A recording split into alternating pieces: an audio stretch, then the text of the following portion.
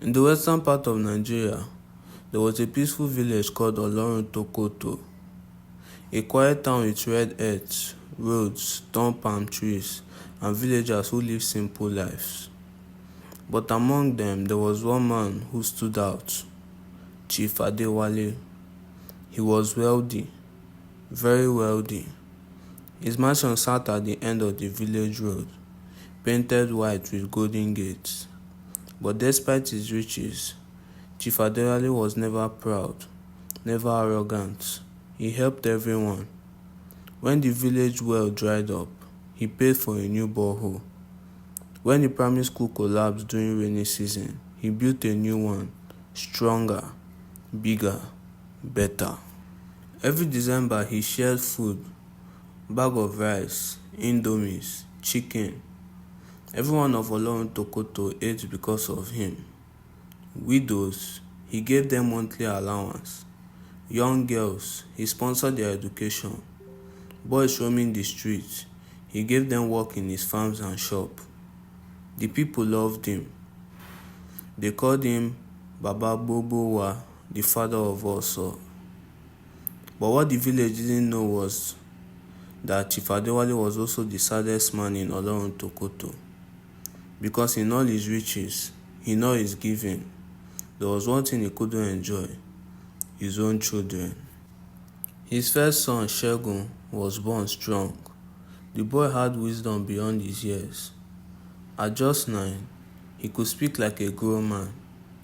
Elders called him the prophet child. But on Segun's 12th birthday, something changed. He stopped talking. He began staring into empty space, laughing when nothing was funny. He said someone was calling him. One night, he left the house barefoot, walked into the forest, and was never seen again. His second child, Yetunde, was born 2 years later. Beautiful, smart, she could recite proverbs like an elder. At age 11, she was already leading cultural dances in school. But by the time she turned 13, she began to behave strangely. She would sit by the river and speak in tongues. She would hug trees and say, "The spirits are watching me." She started drawing strange symbols on the wall. One day, she tried to walk into the river when her mother pulled her back. Yetunde just smiled and said, "I'm not afraid, they only want to talk." The last child, Ayodele, was Chief Adewale's favorite. He was calm, gentle, and always prayed before sleeping. But when Ayodele turned 10, the nightmare started. Every night he would scream. Every night he cried. He begged, "Don't take me. Please don't take me." During the day he was quiet, too quiet. He would sit in shadows and whisper to himself. Sometimes he would shout at the shadow. Chief Adewale's compound, once full of light and laughter, had become a place of sorrow. The villagers noticed. Some whispered, "Is this Obanje? Is this spiritual attack?" Some even said, "Maybe someone is jealous of him. Maybe enemies are doing this to him."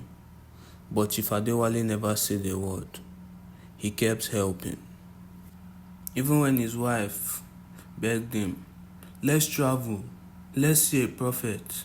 Let's go abroad," he would just hold her hand and say, "It's in God's hands." Years passed, and Ayodele's condition worsened. He screamed every night. But his father smiled in public and died slowly in private. Then one day, the village called a grand celebration to honor Chief Adewale. They said, "Let us thank the man who gave us everything." There were drums, there was food, there were dancing, and the whole village came out in joy. But when it was time for Chief Adewale to speak, he stepped onto the stage, wearing his agbada and red cap, but his face looked tired, his eyes empty. He raised the mic, and after a long pause he said, "I have something to tell you all." The crowd went silent. And then he began to speak. For years, you have called me your helper, your savior, your father, but today I must speak my truth. He took a deep breath, then said, every child I've had has gone mad. Women covered their mouths. His wife burst into tears, but he continued. You all thought I was under attack. That maybe it was spiritual warfare. But no, the truth is darker. He looked down, then looked up. When I was a young man, I was poor, hopeless. I had nothing. And in my desperation, I made a ritual. I went to a village priest and I offered a sacrifice in exchange for riches. The spirit said that they would bless me, and they did. But there was a price. They said, you will have wealth, you will have influence, but one of your child will go mad. I didn't know it would affect all my children, so I accepted. Tears rolled down his face. I thought I could manage it. I thought I could fight it, but I couldn't. Shegun, Yetunde, Ayodele, all gone, all taken because of me. You call me father, but what kind of father sacrifices his own blood? His voice broke down, and then he dropped the mic.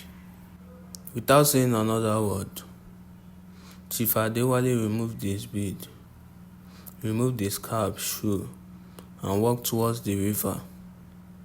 Some people screamed. His wife ran after him, but he didn't stop. At the edge of the water, he turned and said, forgive me. This wealth was not worth their pain. Then he stepped into the river, slowly, calmly. And when the water reached his chest, it disappeared beneath the surface. Forever. All that was left were his sandals. Till today, people still talk about Chief Adewale. Some remember his good works. Some cry when they see the school he built. But everyone remembers his story. Because the man who helped the whole world couldn't help himself. Sometimes, the loudest cries are hidden behind the kindest smiles. And sometimes, the price for silence is everything. Please like and subscribe to my channel. And thank you for watching.